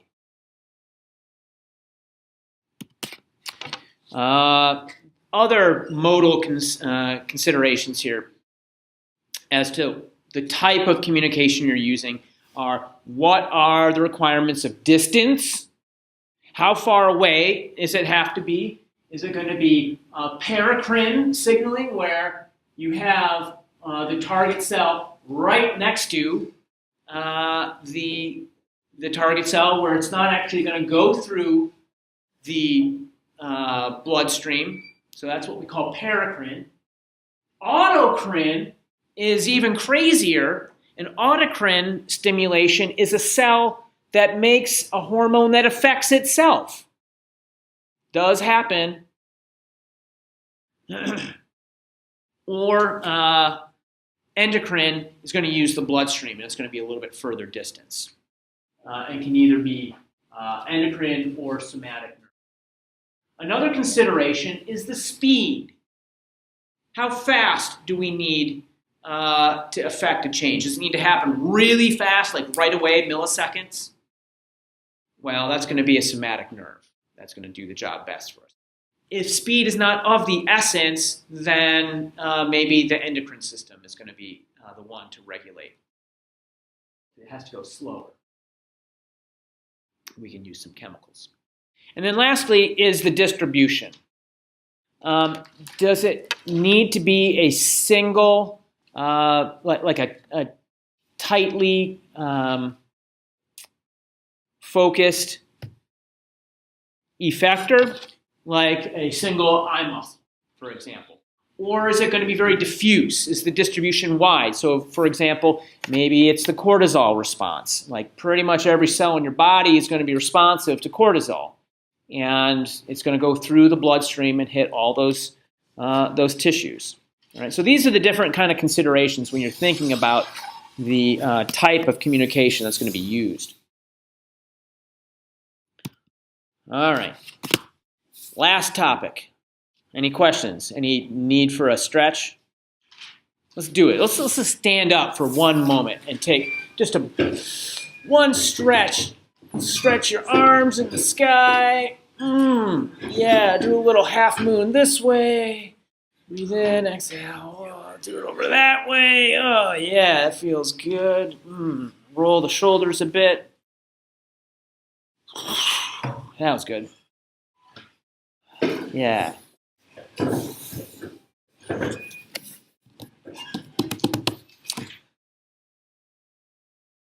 All right. So I'm going to talk about a homeostatic system in a little bit more detail now. This is going to be a little bit more sophisticated than any of the others I've given you up to this point. And this is going to be kind of how I introduce the skeletal system, is calcium regulation in the body. Calcium is important, folks. It's very important. It's hard to think of any process in the body that doesn't somehow involve calcium somewhere in its chain. It's involved in exocytosis. So exocytosis is the process whereby a cell, probably some epithelially derived cell, but it could be a nerve cell, is going to release a little vesicle, which is a bubble inside the cell. That bubble is going to merge with the outer membrane and release the chemical contents. All exocytosis requires calcium signaling. Okay, that's driven by calcium signaling. So exocytosis is a super general biological function that is going to have wide-ranging implications in the body. Next, it is, so one of those that it's involved in is neurotransmission. So these neurotransmitter vesicles at the end of the synaptic bouton that are going to be released into the synaptic cleft. This is an example of that exocytosis. It's also responsible for muscle contraction. So we're going to go through how muscle contraction works in a fair bit of detail, and you'll see how calcium attaches to the molecular machinery of the thin and thick fibers in a muscle and causes contraction. All right, it's required for muscle contraction. It's also required in the clotting cascade, that really complex cascade I talked about. Part of it involves calcium signaling. There's just a couple examples. Can you imagine life without neurotransmission, muscle contraction, or clotting? Yes, sir. So for neurotransmitter cytosis, the snare and snap protein, is that also like the case for forms of exocytosis, or are there different, more varied? I don't think snare and snap are involved in all forms of exocytosis, but yeah, absolutely. All right. So calcium in the body. There's about 2.5 pounds of it in your body. You know, it's a pretty good weight of calcium. The vast majority of it, almost all of it, is found in your skeleton. And so here's an interesting statistic. About 18% of the healthy adult skeleton exchanges with the blood each year. So that calcium that's in your skeleton, about 18% of it is going to get liberated and replaced by other calcium. The skeleton is constantly turning over. You may think your bone is just your bone and there it is. It's not going anywhere, but it's constantly being remade. And in a very real sense, your body, you can think of your body as being a pattern through which matter moves. All right? Your body is a pattern through which matter is moving. The bones, your skeleton that you have right now is not going to be the same atoms as the skeleton that is your body in 10 years. And likewise with all of your tissue. All right? So that's kind of a fun way to think about yourself. 18% of that calcium is turning over. And that's going to be the theme that we're talking about in terms of calcium homeostasis. How that calcium gets liberated, how it gets put back into storage. Here's a reference range of calcium. Your plasma calcium, so this other like 1% of the calcium in your body is in your blood. That reference range is about 10 milligrams per deciliter. A deciliter is 10 milliliters, so that's like a shot glass, basically. About 10 milligrams of calcium per deciliter.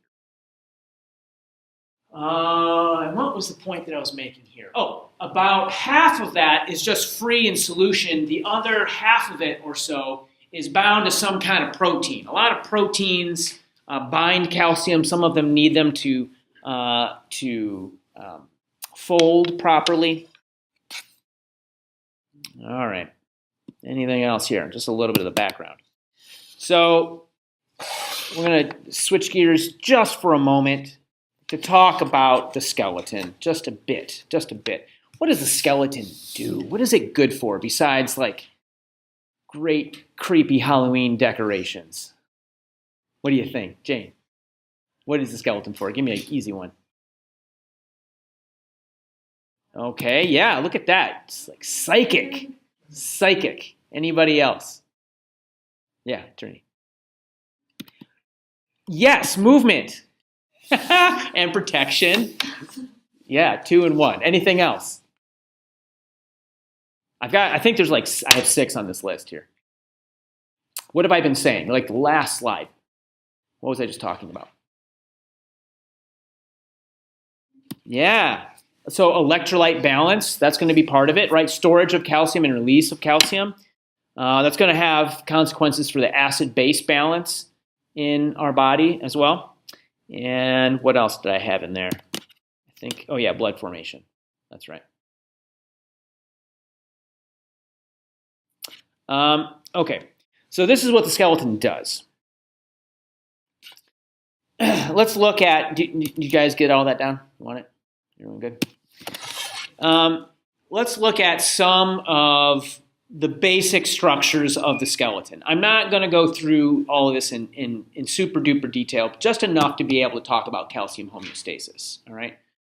So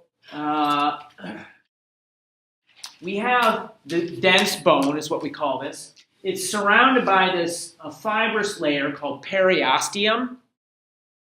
And there in the periosteum, there's a layer of connective tissue that's just made of connective tissue fibers. We'll talk about what that means in lab later.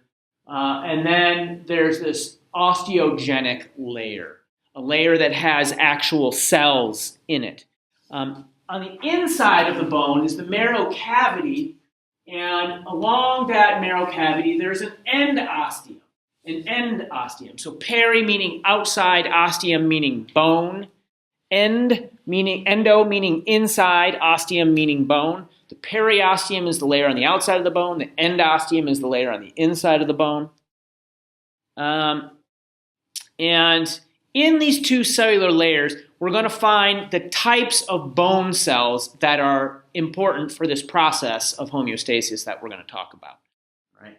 And we can see them here, but the next slide is going to have a better picture of them. In this dense bone, though, I want to show you this. In the dense bone is where the principal bone cell lives. That principal bone cell is called an osteocyte. Osteo meaning bone, cyte meaning cell. Osteocyte, a mature bone cell, lives in these lacuna. The word lacuna is a general term that just means kind of a hole, a space, a little cave. Not even a cave, it's like a bubble. The osteocytes live in these lacuna. Right? The other three bone cells that we'll talk about are going to be in one of these two cellular layers. And they're going to be the ones that are really responsible for this turnover of bone tissue. So here, let's see. Here the four of them are. The first I want to point out is what's called an osteoprogenitor cell, or an osteogenic cell. Here it is, osteoprogenitor. It is a stem cell, not an embryonic stem cell. A stem cell in general, maybe you guys can tell me, what is a stem cell?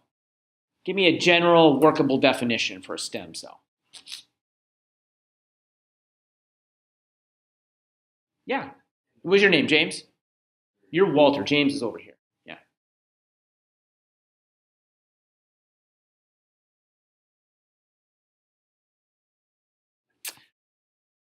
Very workable definition, but I would amend it slightly.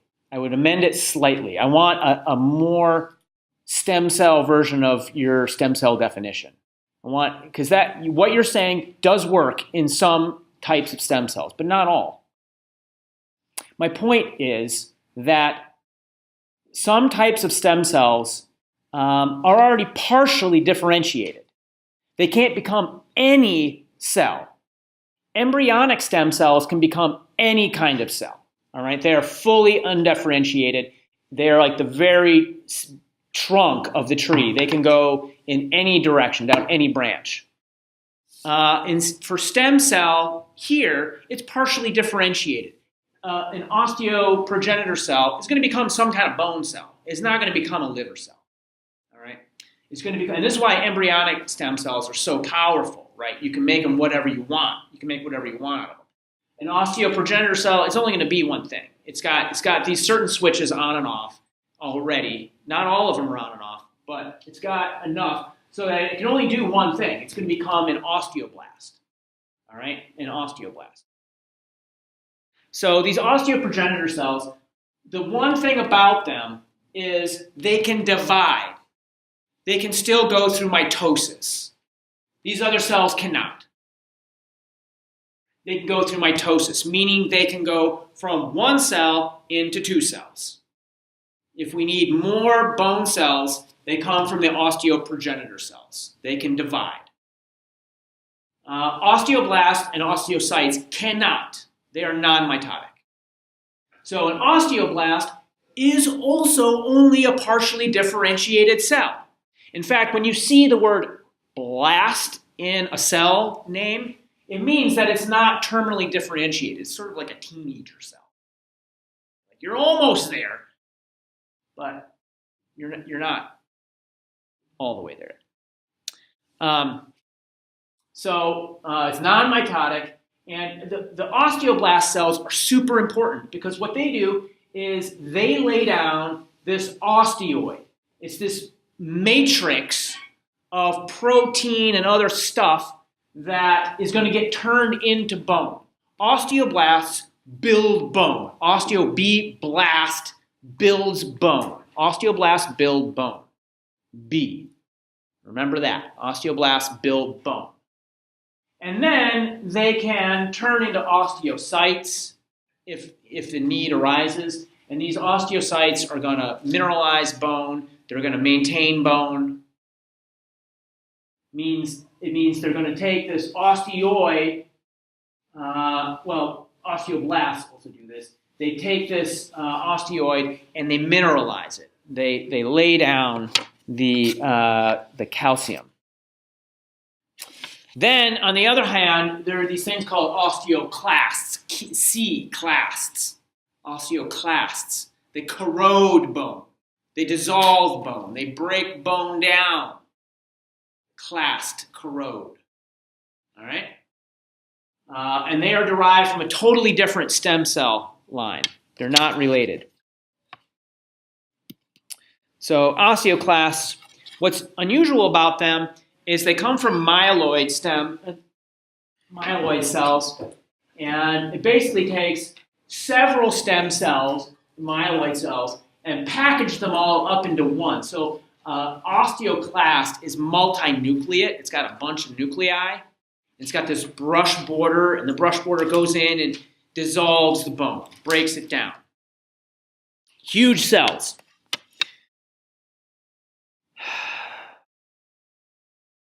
All right, 4 bone cell types: osteoprogenitor, osteoblast, osteocyte. Those are on the building side, and osteoclast is on the breakdown side. Okay, so let's look at that. This is how your bone remodeling happens. On average, from childhood to senescence, about 10% gets turned over. The number is higher in midlife. And this bone remodeling happens by the combined and balanced activity of osteoclasts breaking bone down and osteoblasts building bone up. All right? I'm not going to go into the cytokine signaling pathway here that this relates to, but I just want you to see that it's this process of building up and tearing down from osteoblasts and osteoclasts. Okay? So let's look at it a little bit more closely. And I'm building the steps here, I'm building the blocks towards talking about how we regulate osteoclasts and osteoblasts in this process. That's the homeostasis. Let's look at the composition of bone. About a third of bone, so first of all, 2%, just a tiny fraction of the bone is actually made of cells. Most of bone is not actually alive. Only 2% of the bone is made of things that you would categorize as alive. A third of it is made up of organic stuff.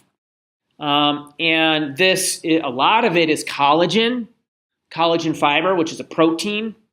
And then a bunch of different carbohydrate protein complexes, like glycosaminoglycans, proteoglycans, glycoproteins, a lot of sugars, a lot of proteins. We don't need to worry about that too much. But this is what gives bone its flexibility. It gives bone its flexibility. Collagen also is going to be what's responsible for what's called the piezoelectric effect, which is how bone density goes up when you have weight-bearing exercise on a bone. Well, I added these slides last night. Hopefully I'll have room for them today. I don't know. I might not. Anyways, and then 2/3 of the bone is inorganic. Means it's made of minerals. Hydroxyapatite is how you call that. It's basically this stuff. It's a ceramic. That is a model of what it looks like. It's this amazingly gorgeous, in terms of molecular symmetry, ceramic that gets laid down by these osteoblasts. About 10% of it is calcium carbonate. Yeah, and we're gonna see here in just a bit. So these two parts of the bone, the organic and the inorganic, combine to form a mineralized protein crystal lattice in the bone. So here you can see, here's cortical bone or dense bone. This is cancellous bone, or the bone that has the trabeculae. We'll learn about them in lab, but the spicules of bone that are not dense bone, but they lay down along stress lines Here's some dense cortical bone. It has the structure called an osteon. Again, we'll learn that in lab. But this gets mineralized with, it has these collagen fibers running along it, and this gets mineralized with these crystals of hydroxyapatite. This is the structure, and here's an EM of little crystalline particles of the ceramic, the inorganic ceramic that makes your bone hard, gives it strength. Let's see how piezoelectricity works. This is pretty cool. So you have a collagen fiber running along the length of a bone, and say we put some weight on it, put some pressure on that bone. It causes that collagen fiber to be compressed a little bit. And as it's compressed, charge carriers on the inside of the protein chain get revealed. So if you remember back to, I don't know, did they talk about peptide chains in biology class? They did. I know some of you in this classroom have heard about it. Peptide chains have charge carriers on them. And it reveals these little dipole moments where there's a negative, there's like a negative charge here and a positive charge here. This is going to cause a dipole moment to be revealed when you compress that collagen chain. That dipole moment attracts the osteoblasts. They say, hello, I like what I see over here. There's some collagen under stress. They migrate to the site of compression, and they mineralize it. They just mineralize it. They lay down that hydroxyapatite. This is why weight-bearing exercise increases bone density. All right, so this is something to think about. A lot of times people think, oh, it's all about exercise, it's all cardiovascular health, right? You want to like keep the heart in shape, and yes, please do that. But particularly as you move into midlife and later life, a little bit of weight-bearing exercise is really important. I'm not talking about Iron Man, Iron Woman going over the top necessarily. You don't have to do that, right? In fact, you set yourself up for more injury doing that. But a little bit of weight-bearing exercise is fantastic in terms of maintaining bone density. All right, it helps maintain bone density, and this is how it happens. Anyways, take home. Bone compression from weight-bearing exercise causes increased bone density. I just like to think of your skeleton as like, when you're using it, it's just glowing. This electric field gets released and then mineralized, the piezoelectric effect. I wish I could talk about it more, but I'm running out of time. Okay, on to this thing here, calcium homeostasis. God, finally, get to the point, please. Calcium homeostasis is regulated by 3 hormones: calcitonin, parathyroid hormone, and calcitriol. The first 2 work together. In this list, the second 2. Calcitonin is going to be secreted when calcium is high, and it's going to tone down the calcium. If you have too much calcium in your blood, calcitonin comes out and tones it down. Then parathyroid hormone and calcitriol are released when calcium is low in the blood and are going to pump the calcium up. All right, and it's going to work through basically 3 tissues. It's going to cause an effect on bone, where calcitonin is going to cause a storage of calcium. We said there's too much calcium in the blood. Let's put some in the bank. Or if there's too little in the blood, parathyroid hormone and vitamin D are going to dissolve some calcium out of the bone. It's also going to affect the digestive tract. So if there's too much in the blood, calcitonin is going to cause you to pass calcium, whereas parathyroid hormone and vitamin D is going to help you to absorb more from the gut. And then lastly, the kidneys. If there's a lot in your blood, calcitonin is going to help you excrete the calcium, and parathyroid hormone and vitamin D is going to help you retain the calcium. All right, so I just sort of outlined all of those tissues in the body. You can see, so just for the maintenance of calcium homeostasis, look at how many organs are actually involved here. the GI tract, the bones, the kidneys, right? So the GI tract is how it gets in, the bones are where we store it, the kidneys are how it gets out of the body, but it also involves the liver and the thyroid and the parathyroid gland. We'll see that in a moment here.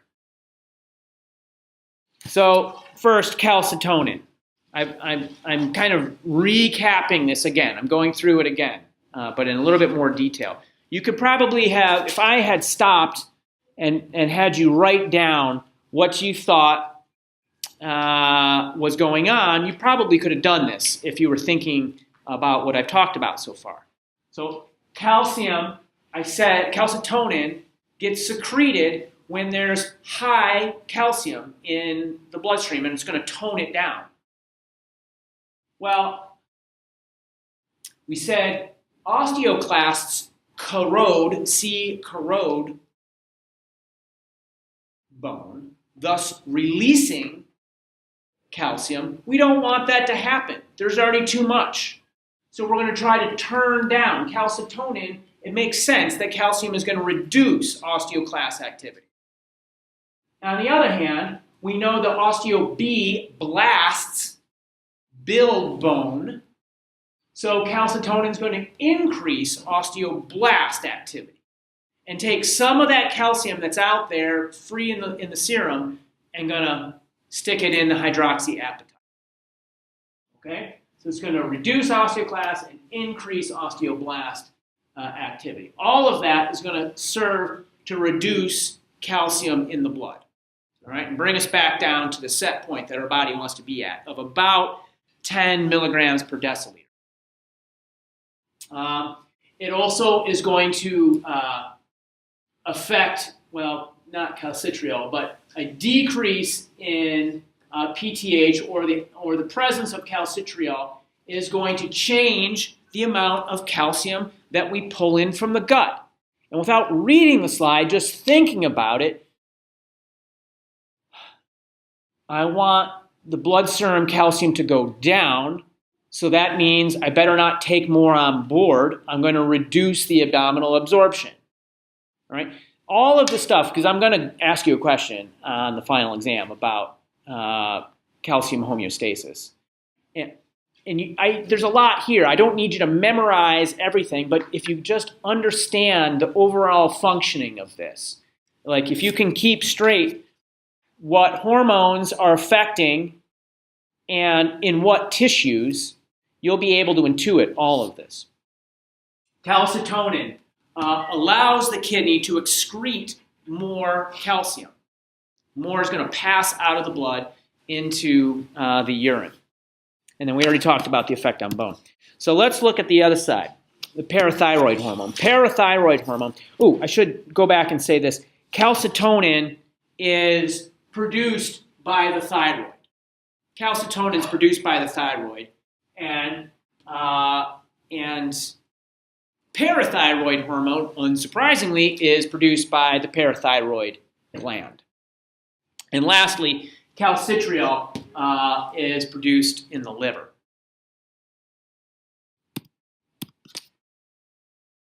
Okay, so parathyroid hormone is in response to a drop in blood calcium.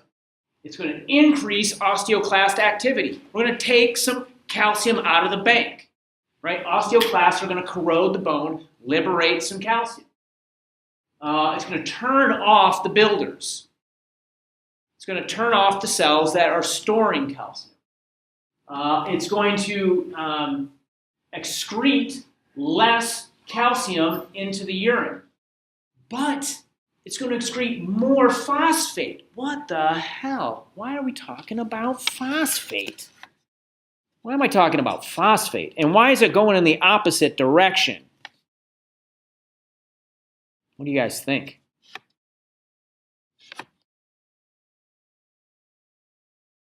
Bravely venture, any of you, out into the breach, please. What does phosphate have to do with calcium? Based upon anything I might have shown. Yeah, please. Does it have to do with how Keep going. You're on the right track, man.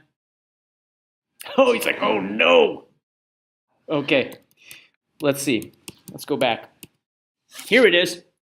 Hydroxyapatite is a salt that's formed in the stoichiometric ratio of calcium and phosphate, right? If we get rid of phosphate, we can't make hydroxyapatite, right? If we get rid of it, and so this calcium there's going to be calcium that doesn't have anybody to dance with, right? Doesn't have anybody to form hydroxyapatite with because the phosphate is being excreted in the urine, although we're trying to conserve calcium in the blood. I'm getting a confused look over there, yeah? No? You don't have much calcium. No, you're not trying to make phosphate. You're trying to get rid of it. We're getting rid of it because we don't want to make hydroxyapatite. We want to leave some calcium with nobody to form bone with, right? Does that make sense? Okay, we're getting close. I know we're essentially at the time here. So this is all the stuff about vitamin D. I'm not going to talk about any of that. All right, so here's the takeaway. Same thing. I'm just another slide with all the same info on it. Here's the middle. Blood calcium drops, stimulates the parathyroid glands, these little lentil-sized things on the back of the thyroid, releases PTH. That's going to stimulate calcium release from the bone by activating osteoclasts, shutting off osteoblasts. It's also going to stimulate calcium resorption at the kidney. We're not going to lose calcium in the urine, and we will push the phosphate out so that we can't build any hydroxyapatite. And then the kidney is going to help convert. I skipped the slide about vitamin D, but it's going to help vitamin D get formed, and it's going to increase the amount of calcium that you take up in your intestines. This is why they put vitamin D in milk. Vitamin D is actually what causes the intestinal absorption of calcium. All right, I just blew by that whole story, but and that's going to raise calcium and bring us back here. On the other hand, if you have too much calcium, thyroid gland jumps into action, produces calcitonin. We want to tone it down, and it's going to have the opposite effects on the kidneys and bones. All right. So the only point I'm going to make here is that if you make a two-dimensional plot of parathyroid hormone concentration in your blood versus plasma concentration in your blood, the normal range should be right around in here. And if given this two-way plot, you're somewhere outside of that normal range, it can be indicative of different kinds of diseases. Renal failure, hyperparathyroidism, hypoparathyroidism, cancer, certain types of cancer. So blood panels comparing PTH and plasma concentration can be an important diagnostic tool. I was going to talk about osteoporosis. Do you guys want me to be done, or do you want to hear 2 minutes about osteoporosis? Who wants done? You want to hear about osteoporosis? Okay. So osteoporosis is a real problem that as medical professionals you're going to run into. You're going to see it out there, and chances are that at least half of the women in this class are going to have to deal with it, and a not insubstantial fraction of the men as well. So this is a real concern. It leads to over 9 million fractures per year. That's a fracture every 3 seconds. Every 3 seconds, someone breaks their bone because of osteoporosis. 240 million women worldwide. That's a 2016 statistic. So that's probably at this point quarter of a billion people worldwide are affected by this. 1 in 10 women age 60, 1 in 5 women age 70. If you are blessed to make it to 90, 2 out of 3 women are going to be dealing with this problem. It's a pretty high number. And that is about 61 million by 2020 in the United States. That's a large number of folks, right? That's a fifth of the U.S. population. This is costing, in 2016, this cost the U.S. $28 billion. $28 billion. If President Trump could address osteoporosis, he could build like 6 of his walls or something like that. Probably not that many. Anyways, what is it? Here's healthy bone. Here's the cancellous bone. Nice spicule density. Here's osteoporosis. And wow, this bone has been heavily corroded. Corroded. By what? I don't know. What? What do you think? Corroded by osteoclasts. Another picture here. So, why does it affect women so dramatically? Why are women bearing the brunt of this in the neck, quite literally? Well, let's look at bone mass as a function of age. Bone mass in men goes up. Right now, you guys, you have maybe another couple of years. Just like enjoy them. Enjoy those couple years, because then you're going to hit that peak. You're going to hit that peak, and men tend to peak higher than women. Men peak higher than women. Does anyone want to venture a guess as to why? If you're going to hypothesize, I'm not going to necessarily give you an yeah. Higher pressure. Certainly, that could be one. That's a very good hypothesis. Anyone else? Any others? I don't. There can be a range of factors here, and if we were going to conduct a study to identify this, that would be one thing we're testing for.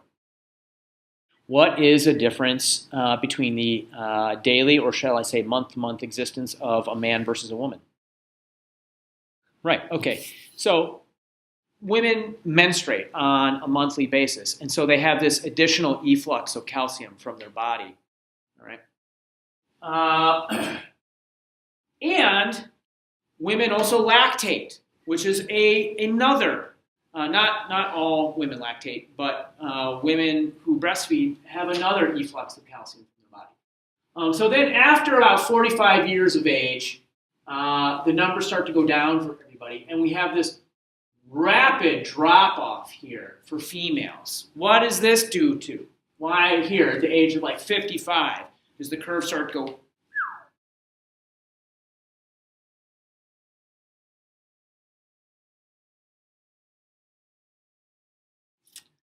Women go through menopause, and their estrogen production goes way down at menopause. And we haven't, well, I'll show you in a moment how estrogen maintains bone density. So we get a lot of decrease in female bone density due to estrogen decline in age. It's basically just going to inhibit, so estrogen inhibits resorption by osteoclasts. It turns osteoclasts down. It attenuates the action of osteoclasts. We don't need to memorize all of this, but basically estrogen turns up osteocytes, turns up osteoblasts, and turns down osteoclasts. It's one of the primary control hormones for that balance between osteoclast and osteoblast. If you remove the estrogen, these get turned down a little bit, and these get released. These get released from their control. So osteoclasts start dissolving a lot more bone than the osteoblast can build back up, and that balance goes out of whack. And with time, the bone becomes less dense. How do we deal with it? Well, estrogen replacement therapy is one. There's various types. You can get injections. We had 2 babies, and they were both home birth, and the first one was in New Zealand. And because we had a home birth in New Zealand, we were around a bunch of kind of crunchy, hippied out people. One of the things they talked about there was like lyophilizing, freeze drying your placenta and then powdering it and putting it into capsules and saving it for when you go through menopause, and like eating these capsules as a form of natural estrogen replacement. It's real, and it apparently works for those people. But estrogen replacement therapy is the point that I'm getting at. There's a bunch of drugs that will kill off your osteoclasts, have a lot of problems with that. You can leads to osteonecrosis, basically killing your bones. Not pretty. Osteonecrosis is nasty. They can give PTH injections, but that's kind of like overdriving a system that is not really... low PTH is usually not the problem behind osteoporosis. The best thing you can do, if there's anything I have to adjust that. If there's anything I can tell you to do now, it's prevention. Prevention between the ages of 25 and 45 are best. That 20 years of your life, that midlife, it's going to set you up, that baseline for the decline that's coming after 45. It's coming for everybody. The choices that you make in the next 20 years of your life, 25 years of your life, are the most important ones possible in terms of establishing a solid baseline for the future. And one way you can do that is by doing yoga. Has anyone ever done yoga? Any kind of weight-bearing exercise. This is just a study that I put up here, and it shows it's in fact true that weight-bearing exercise prevents osteoporotic bone loss, particularly in the spine and the femur. The hips in this study weren't as, there was no positive correlation. But yeah, it's real. So, okay, I did go over, I guess that was talking about the piezoelectric effect that I added last night. Are there any questions?